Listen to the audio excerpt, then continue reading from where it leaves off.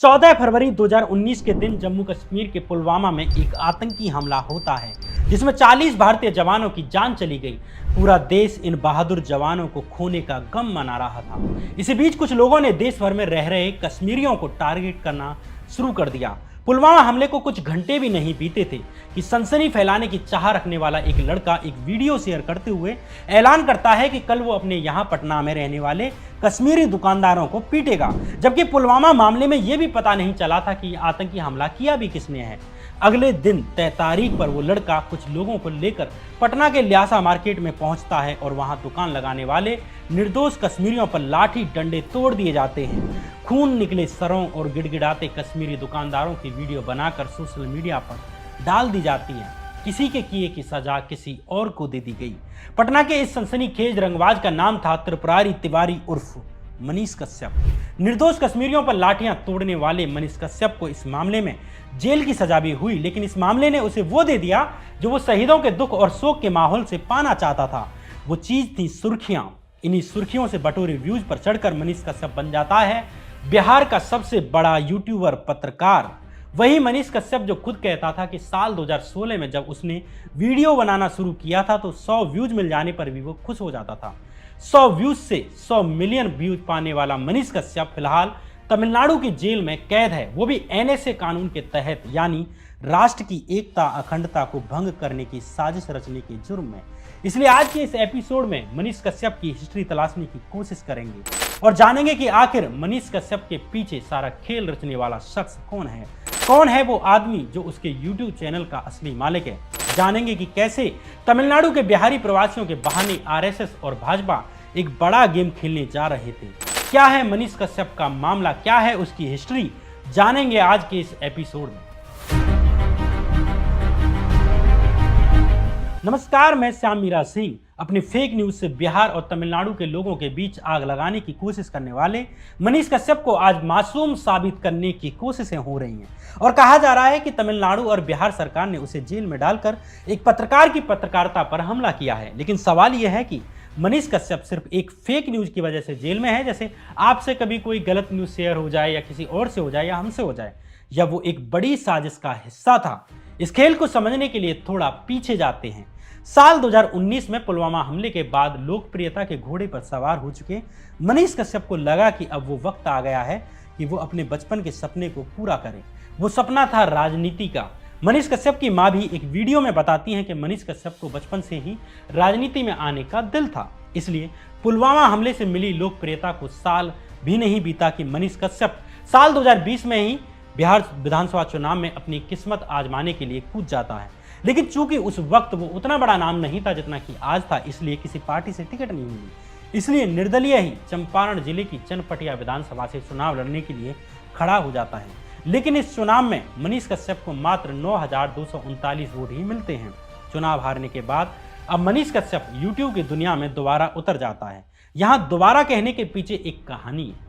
दोबारा मतलब मनीष कश्यप के यूट्यूब पर आने की शुरुआत थोड़े और पीछे जाती है, जब वो पहली बार वायरल होने के खेल में आता है। उस कहानी में छुपे हुए हैं कुछ राज जिनमें छुपी हुई है मनीष कश्यप की हिस्ट्री। दरअसल मनीष कश्यप बचपन से ही राजनीति में आना चाहता था और राजनीति के लिए चाहिए थी सुर्खियां। इसलिए मनीष कश्यप उस एक भी मौके को नहीं छोड़ता था जो जहां से उसे सुर्खियां बटोरी जा सकती थी। यही कारण है कि जब पूरा देश पुलवामा हमले से शॉक्ड था और किसी को नहीं पता था कि यह हमला किसने किया है, क्यों किया है और किसने करवाया है। हालांकि बाद में एनआईए ने अपनी जांच में इस हमले के लिए पाकिस्तान के आतंकी संगठन जैश ए मोहम्मद को जिम्मेदार माना। इस जांच में भी एनआईए को महीनों लगे, लेकिन बिहार के पटना में बैठे मनीष कश्यप ने पुलवामा हमले को 10 घंटे भी नहीं बीते कि उससे पहले ही मान लिया कि दोषी कौन है और ऐलान कर दिया कि वो पटना में रहने वाले कश्मीरी दुकानदारों को पीटेगा। जब पूरे देश को अपने बहादुर जवानों की शहादत को याद करना था और उनके परिवारों की चिंता करनी थी, उस बेहद नाजुक वक्त में मनीष कश्यप की चाह थी कि वो आकर्षण का केंद्र बने, लोग उसे देखें, उसे सुर्खियां मिलें। इसलिए उसने सनसनी फैलाने के लिए अगले ही दिन पटना में दुकान लगाने वाले कश्मीरी दुकानदारों को लाठियों और डंडों से पीटना शुरू कर दिया। अब सवाल यह है कि क्या यह काम कोई पत्रकार कर सकता है? क्या यह काम किसी पत्रकार का होता है? मनीष कश्यप द्वारा सनसनी फैलाने का ये कोई पहला स्टंट नहीं था। इससे पहले भी वो कई तरीके अपना चुका है। इसकी जड़ें उसके गृह जिले में ही निकलती हैं। मनीष कश्यप बिहार के पश्चिमी चंपारण जिले का रहने वाला है और चंपारण वही जगह है जहां से महात्मा गांधी ने साल 1917 में पहली बार अंग्रेजों के खिलाफ अपने सत्याग्रह की शुरुआत की थी। साल 2017 में गांधी के चंपारण सत्याग्रह के 100 साल पूरे होने को थे, लेकिन उससे पहले ही साल 2016 में गांधी का नाम चंपारण के अखबारों में एक बार फिर छपा। इस बार इसलिए कि चंपारण के एक लड़के ने गांधी को गाली देने वाला सनसनीखेज वीडियो बनाया था। यह लड़का कोई और नहीं बल्कि मनीष कश्यप ही था। अपनी इस वीडियो में मनीष कश्यप कहता है कि गांधी की मौत पर हम जश्न मनाते हैं। इसी वीडियो में मनीष कश्यप के साथ वाला लड़का मुस्लिमों को लेकर एक बेहद आपत्तिजनक बातें करने लगता है। मारने काटने की बातें की जाती हैं। इस वीडियो को भी सनसनी फैलाने के उद्देश्य से सोशल मीडिया पर फैलाया जाता है। इस मामले में भी उस पर मुकदमा हुआ। लेकिन एक सवाल आपसे, आप गांधी से हजार आपत्ति रख सकते हैं, उनके काम की, उनके विचारों की लाख आलोचनाएं कर सकते हैं, लेकिन क्या किसी की हत्या हमारे लिए जश्न मनाने का कारण हो सकती है? क्या ये काम किसी पत्रकार का हो सकता है या ये काम सुर्खियों में आने के लिए किसी सनसनीबाज का होता है? अब आप कहेंगे कि मनीष कश्यप तो इतना चर्चित आदमी था कि उसे सुर्खियों की जरूरत क्या रही होगी, लेकिन यहीं पर आप गलत हो जाते हैं। कारण ये कि साल 2016 का ही वो वक्त था जब मनीष ने पहली बार वीडियो बनाना शुरू किया। शुरू में अपना ज्ञान फेसबुक पर वीडियो बनाकर डालता था, फिर यूट्यूब चैनल भी बनाया, लेकिन तब उसे कोई खास दर्शक नहीं मिलते थे। खुद मनीष अपनी एक वीडियो में कहता है कि तब उसको 100 व्यूज भी मिल जाते थे तो उसे बहुत खुशी होती थी। इसलिए अब आप समझ सकते हैं कि वो ऐसी सनसनीखेज कारनामे करके चाहता क्या था। तब मनीष कश्यप के पास अपना सच तक यूट्यूब चैनल नहीं था। सच तक न्यूज चैनल बनाया गया साल 2018 के जुलाई महीने में। इस सच तक चैनल की हिस्ट्री से आप एक बड़े गेम को समझ पाएंगे। बीबीसी पर पत्रकार नीरज प्रियदर्शी ने एक बेहतरीन खोजी रिपोर्ट करते हुए इस गेम को खोलने की कोशिश की है। पत्रकार नीरज प्रियदर्शी के मुताबिक मनीष कश्यप को सन ऑफ बिहार बनाने में और उसे करोड़ों की संख्या में फॉलोअर्स दिलाने में एक अरबपति और संघ के बड़े नेता का हाथ है। प्रियदर्शी के मुताबिक जिस मनीष कश्यप को लोग सच तक न्यूज के माध्यम से जानते हैं वो उसका चेहरा भर है। सच तक के असली मालिक हैं मणि द्विवेदी और इसके भी पीछे असली मालिक हैं अरबों की संपत्ति रखने वाले राकेश पांडे। राकेश पांडे लंदन में रहते हैं और ब्रेवो फार्मा नाम की कंपनी चलाते हैं। उनका आरएसएस और भाजपा सरकार के बड़े नेताओं के साथ उठना बैठना है। राकेश पांडे आरएसएस के लिए भी काम करते हैं। मनीष कश्यप, मणि पांडे और राकेश के बीच की ही कड़ी हैं आरएसएस से ही जुड़े हुए नीलोत्पल मृणाल जो मुंबई में रहते हैं। सुशांत सिंह राजपूत के जस्टिस मांगने वाले ऑनलाइन आंदोलन के पीछे भी यही नीलोत्पल मृणाल है। नीरज प्रियदर्शी की जानकारी के मुताबिक राकेश पांडे की कंपनी का भारत में कारोबार नीलोत्पल भी देखते हैं।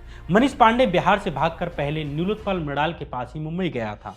नीरज प्रियदर्शी आगे बताते हैं कि राकेश पांडे पूर्व केंद्रीय मंत्री और बीजेपी के वरिष्ठ नेता राधा मोहन सिंह का रिश्तेदार है। मतलब मोटा माटी मनीष कश्यप और सच तक के पीछे भाजपा और आरएसएस से जुड़े लोगों का पैसा है। अब लौटते हैं साल 2022 के अगस्त महीने पर। अब तक बिहार में नीतीश के साथ भाजपा की सरकार थी, लेकिन अगस्त 2022 में नीतीश कुमार लालू प्रसाद यादव और तेजस्वी यादव की पार्टी आरजेडी के साथ चले गए और सरकार बना ली। इस तरह भाजपा बिहार की सत्ता से बाहर हो जाती है। चूंकि 2024 में लोकसभा चुनाव होने जा रहे हैं, इसलिए बिहार में वापस लौटना भाजपा के लिए बेहद जरूरी है। इसलिए भाजपा की मशीनरी इस काम में लगी हुई है कि कैसे भी जनता में तेजस्वी यादव और नीतीश की सरकार के प्रति विश्वास में कमी लाई जाए। उधर तमिलनाडु में भी चुनाव होने जा रहे हैं और भाजपा वहां एकदम कमजोर है। इधर बिहार में भाजपा सत्ता से बाहर हो चुकी है। तमिलनाडु के सीएम स्टालिन और इधर नीतीश और तेजस्वी यादव भी नजदीकियां बढ़ा रहे थे ताकि लोकसभा चुनाव में भाजपा के खिलाफ एक मजबूत विपक्ष बनाकर लड़ा जा सके। अगर विपक्ष एक साथ आ जाए तो भाजपा के लिए मुश्किलें हो जानी थी। इस बीच मनीष कश्यप ने एक सनसनीखेज खबर चलाई कि तमिलनाडु में बिहारी प्रवासी मजदूरों के साथ मारपीट की जा रही है। ये मामला तेजी से सोशल मीडिया पर वायरल होने लगा।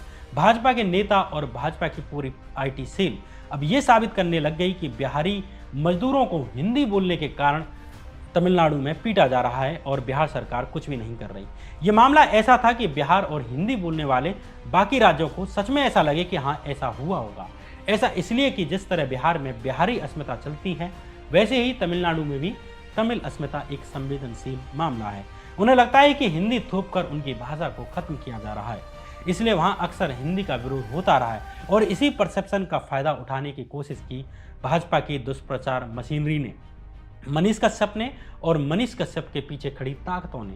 मनीष कश्यप द्वारा जब ये मुद्दा उठाया गया कि और यह बनाया गया कि तमिलनाडु में हिंदी बोलने वाले बिहारी प्रवासियों को मारा पीटा जा रहा है, तो भाजपा नेताओं से लेकर टीवी मीडिया तक सब एक साथ हो गए, एक सुर में कहने लगे कि इधर तमिलनाडु में प्रवासी बिहारी मजदूरों को पीटा जा रहा है और इधर बिहार सरकार तमिलनाडु के सीएम से रिश्ते निभा रही है।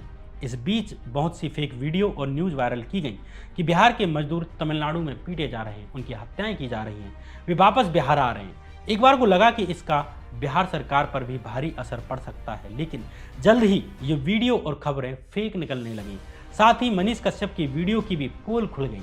ये वीडियो असल में हुई ही नहीं थी, इसे बिहार में बैठकर ही स्क्रिप्टेड तरीके से शूट किया गया था, यानी घर पर बैठकर ही फेक वीडियो बनाई गई और आरोप लगा कि मनीष कश्यप ने पटना के बंगाली टोला के लोगों से एक्टिंग करवाई है और उन्हें तमिलनाडु में पीड़ित बिहारी मजदूर दिखाया है। इसके अलावा छोटे मोटे यूट्यूब चैनल वालों को बिहारी माइग्रेंट का रोल करवाकर खबर को मजबूती के साथ इस्टेब्लिश कर दिया। लेकिन अब चूंकि पोल खुल गई, इसलिए गिरफ्तारी के डर से मनीष कश्यप अंडरग्राउंड हो जाता है और फिर नाटकीय तरीके से एक दिन पुलिस थाने में सरेंडर करने पहुंच जाता है। लेकिन उससे पहले भावुकता का खेल भी खेला, अपनी मां के साथ वीडियो बनाया, अपनी बेगुनाही के तर्क दिए, भगवा कपड़े में फोटो डाली, लोगों से साथ देने का आह्वान किया, तेजस्वी यादव को धमकियां दी, आदि इत्यादि। लेकिन ये सब ज़्यादा काम नहीं आया। बिहार में मनीष की गिरफ्तारी हुई, पूछताछ हुई और इस बीच मनीष कश्यप के द्वारा कुछ पैसों की गड़बड़ झाले की भी बात सामने आई। आरोप है कि मनीष ने साल 2021 और 22 में अपनी कंपनी को 6 लाख रुपए के घाटे में दिखाया, जबकि उसने अपने पार्टनर के साथ मिलकर कंपनी के खाते में 42 लाख रुपए निकाले। खातों की जांच में एक और दिलचस्प बात सामने आई।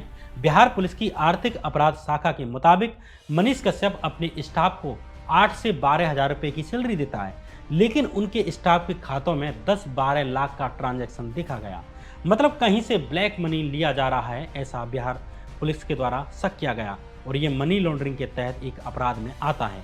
सवाल यह है कि ब्लैक मनी अगर लिया जा रहा था तो वो कहां से लिया जा रहा था। इस कहानी से एक लाजिम सा सवाल ये भी उठ रहा है कि बिहारी प्रवासियों को लेकर scripted fake news Manish Kashyap ने अकेले चलाई या इसके पीछे कोई और भी था। भाजपा और टीवी मीडिया अचानक से इस मुद्दे को उठाने क्यों लग गए थे। एक सवाल ये भी उठ रहा है कि क्या मनीष कश्यप ने इतनी बड़ी साजिश अकेले ही रची या इसमें उनके चैनल के मालिक और भाजपा के करीबी राकेश पांडे का भी हाथ था। आप जरा सोच कर देखिए कि मनीष कश्यप ने तमिलनाडु को लेकर ये फेक न्यूज क्यों फैलाई होगी। क्या ऐसे ही अचानक एक दिन माउंटेन ड्यू पीकर उसके मन में आ गया होगा कि आज कुछ तूफानी करते हैं। शायद इतना आसान तो नहीं रहा होगा। उसने पूरी तैयारी की होगी, प्लॉट बनाया होगा, स्क्रिप्ट रची होगी, एक्टिंग के लिए लोग हायर किए होंगे, पैसे दिए होंगे, सब विधि विधान से हुआ होगा। अब ये तो नहीं हो सकता कि उसने अपने वीडियो वायरल करवाने के लिए ऐसा किया होगा, क्योंकि वो तो पहले से ही लोकप्रिय था।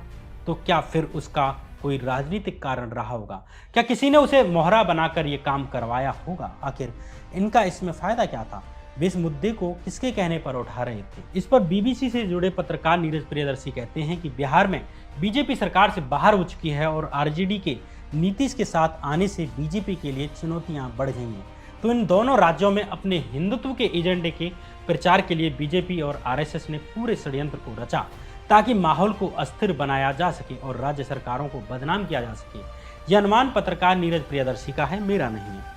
जांच में तथ्य सामने आने पर ही ये बात साबित होगी। इसलिए अभी ये कहना मुमकिन नहीं है कि मनीष कश्यप के पीछे आरएसएस या बीजेपी का हाथ है या नहीं, उनके मालिक का हाथ है या नहीं। हालांकि मनीष कश्यप संघ के कार्यक्रमों में जाता रहता है और संघ और बीजेपी से करीबी साबित करने वाली उसकी कई तस्वीरें पब्लिक डोमेन में हैं। फिलहाल दो राज्यों के बीच एक बड़ी साजिश रचने वाले मनीष कश्यप को तमिलनाडु पुलिस अपने यहाँ ले गई और एनएसए कानून यानी नेशनल सिक्योरिटी एक्ट लगा दिया, यानी राष्ट्रीय सुरक्षा कानून, यानी रासुका शॉर्ट में कहें तो। जैसा कि नाम से जाहिर है, राष्ट्रीय सुरक्षा के लिए खतरे वाला कोई काम होता है तो ये एक्ट लगाया जाता है। इस कानून में ऐसे ऐसे प्रावधान हैं कि बिना चार्जशीट दायर किए ही आरोपी को साल भर जेल में रखा जा सकता है।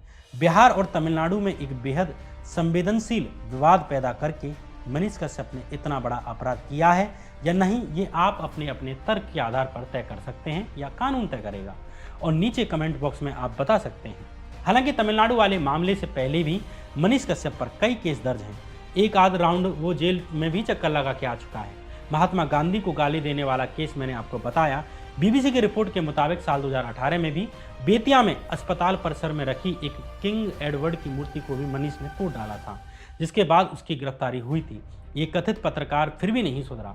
फिर साल 2019 में पुलवामा हमले के बाद पटना में शॉल बेचने वाले कश्मीरियों से मारपीट की, उनका सामान फेंक दिया। इस मामले में भी मनीष कश्यप को जेल भेजा गया। फिर साल 2021 में उसने बैंक में एक मैनेजर को पीट डाला, उस बैंक मैनेजर की मारपीट कर डाली।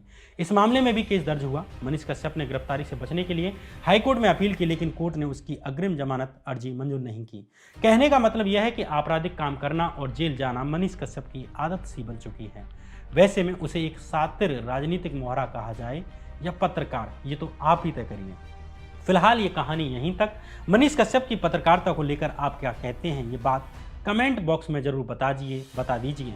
और अगर आपने ये वीडियो या ये चैनल अगर अभी तक सब्सक्राइब नहीं किया है, वीडियो लाइक नहीं की है, तो लाइक कर दीजिए। अगली वीडियो लेकर फिर हाजिर होऊंगा। तब तक इस चैनल पर बने रहिए। तब तक के लिए नमस्कार।